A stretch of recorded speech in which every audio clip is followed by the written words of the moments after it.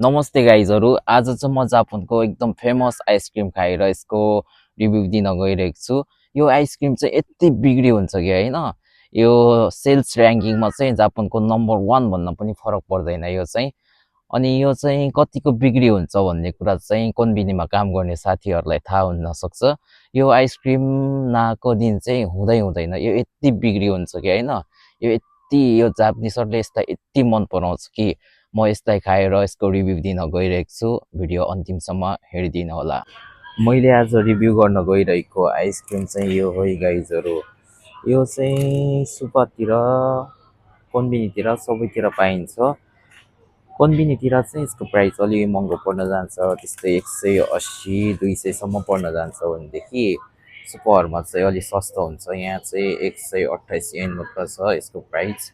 यो आइसक्रिमको नाम चाहिँ चोको मोनाका ज्याम्बो भन्ने आइसक्रिम हो। यसको बाहिर चाहिँ क्रन्ची क्रन्ची टाइपको देखाइरहेको छ अनि भित्र चाहिँ चक्लेट र क्रिम देखाइरहेको छ। अब म यसलाई खोलेर तपाईँहरूलाई देखाउन गइरहेको छु। यो हेर्दाखेरि चाहिँ यस्तो टाइपको छ गाइजहरू। अब यसलाई चाहिँ म बिचमा भाँचेर अनि यसको भित्र के कस्तो छ भनेर देखाउन गइरहेको छु। एकदम क्रन्ची क्रन्ची खालको साउन्ड आइरहेको छ। यसको भित्र चाहिँ क्रिम र चक्लेट छ अनि बाहिर चाहिँ क्रन्ची क्रन्ची टाइपको छ। अब यसलाई म टेस्ट गर्न गइरहेको छु।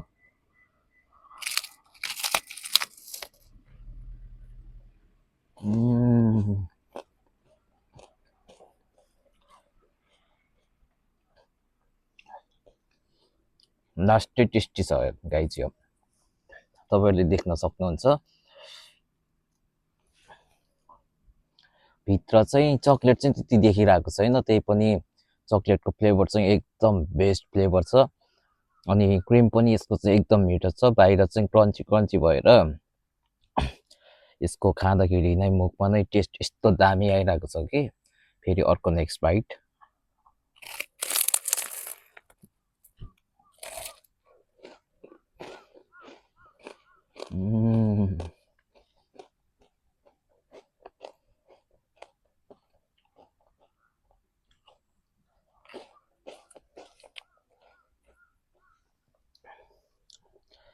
यसको भित्र चाहिँ एकदम चक्लेट अनि क्रिम अनि यसको यो मिक्सको टेस्ट यस्तो बबल आइरहेको छ कि होइन, तपाईँहरूले पनि खाएर हेर्नु होला। यो साँच्चै लास्टै मिठो छ। यो फेरि अर्को नेक्स्ट बाइट।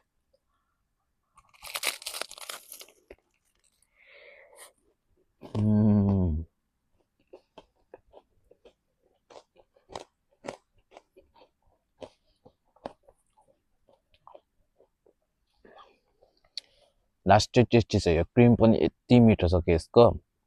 फेरि अर्को नेक्स्ट बाइट।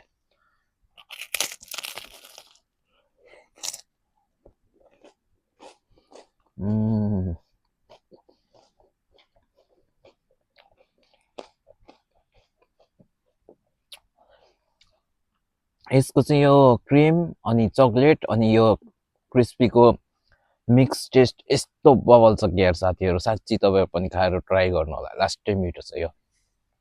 म ओसुमे चाहिँ यो गर्छु आइसक्रिममा। र लास्टमा रेटिङ चाहिँ म यसलाई 10मा 9 दिन चाहन्छु, किनभनेदेखि यो आइसक्रिम यति मिठो छ कि तपाईँहरूले पनि खाएर हेर्नु होला।